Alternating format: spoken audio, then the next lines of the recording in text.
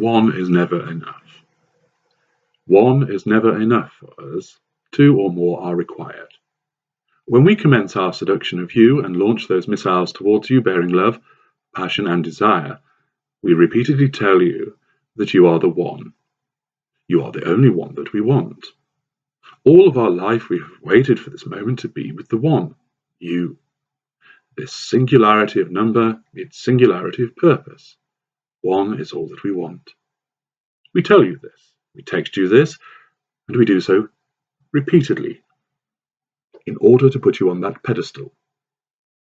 The world may as well just be populated by you and me. Nobody else matters. All that we want is you, and you alone. The effect of such words makes you feel extremely special, revered and worshipped, and it feels wonderful, doesn't it? Being the sole recipient of our attention, such wonderful, dedicated, and loving attention is uplifting, joyful, and magnificent. Recently, I read a quote from Robert A. Heinlein, which revolved around kissing. Essentially, this quote referred to the fact that when most people kiss, they are not putting their all into it. They have other things on their mind. They might be worrying about work. They know they have to put the rubbish out. They are wondering what is for dinner, and as a consequence, that person's kiss is nowhere near as it should be, because that person has distractions. The person they are kissing does not have their total attention. There is considerable merit in such a proposition. What we manage to do, however, is make you think that nobody else matters, that you are the only person we are kissing, have ever kissed, and will ever kiss. We make you the center of our universe, and you believe it. Yet the reality is that whilst we exhibit this singularity of attention on you, we have so many other people in mind. Understand that when you are with one of our kind, there is never a time when it is just you and me. There is always you, me, and her, or him, or them. Your dynamic with us is not exclusive. It never is. It is not your sole preserve. You are shared throughout the entirety of your relationship with us, from the beginning until, well, forever. I do not necessarily mean that we are engaged in a sexual relationship with someone else when we are with you, but the fact is that when you think it is just you and I, there is far more going on than you will realize. At the outset, when I am seducing you, I make you feel like the only girl in the world. However, there will be at least two other dynamics ongoing. The first is that I will be embarking on a cruel campaign against your predecessor. I will be considering how next to provoke them and punish them, so I am able to draw negative fuel from them. I will undoubtedly tell you about them as I explain how horrible and abusive that person is to me. What you are less likely to know is that I am sending them abusive messages, stalking them, and organizing various methods of manipulation to keep punishing them during their period of devaluation. The second dynamic is, at the outset, I may also be working on another prospect as well as you. In the extremely unlikely event that you ever had access to one of my mobile phones, and you looked in the messages, you would see something like this. Message to you timed at 7:48 p.m. I cannot stop thinking about you. What have you done to me? I love it though. I cannot wait to see you tomorrow, even though it is too long to wait for my aching heart. Message to her, 7:50 p.m. I cannot stop thinking about you. What have you done to me? I love it though. I cannot wait to see you tomorrow, even though it is too long to wait for my aching heart.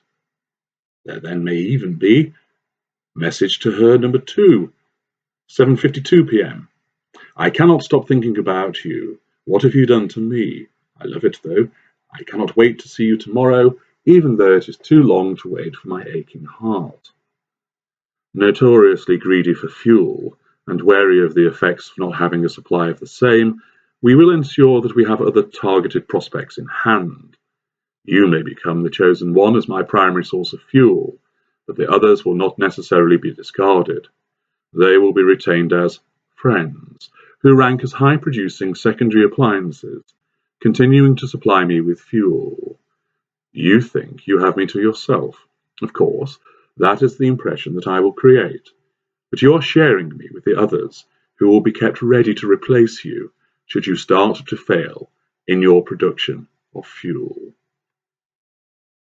During the golden period, it may seem that there is just you and me, but I will be keeping other prospects warm and extracting negative fuel from one or more predecessors in the meanwhile. Then, without warning, you find yourself being devalued. You have your suspicions that we are playing away. Indeed, we are. As we use these secondary sources that we have kept warm, there will be others as we find additional people to draw into our network as we play them off against you.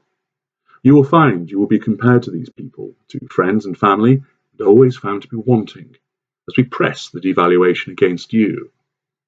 After this horrendous time, we will cast you to one side with a callous discard, and somebody else has replaced you. How did that happen so quickly? How were we able to move with such unseemly haste and find someone else who we now declare our love for? Easily. They were waiting in the wings all along. Now discarded, you may find that you are still involved in the dynamic as we play you against your replacement. We may focus on our new primary source and completely ignore you, utterly preoccupied with them. However, if you decide to make an appearance by coming into our spheres of influence, we may politely rebuff you to begin with, and if you keep coming back, you will then be a target for the drawing of negative fuel as we unleash malign hoovers against you. Sometimes there is a period of vacillation as we decide that we want you back, and thus there are benign hoovers as we devalue your replacement. We draw you in, reinstate a short golden period, and then move back, devaluing you and returning to the persons we have discarded.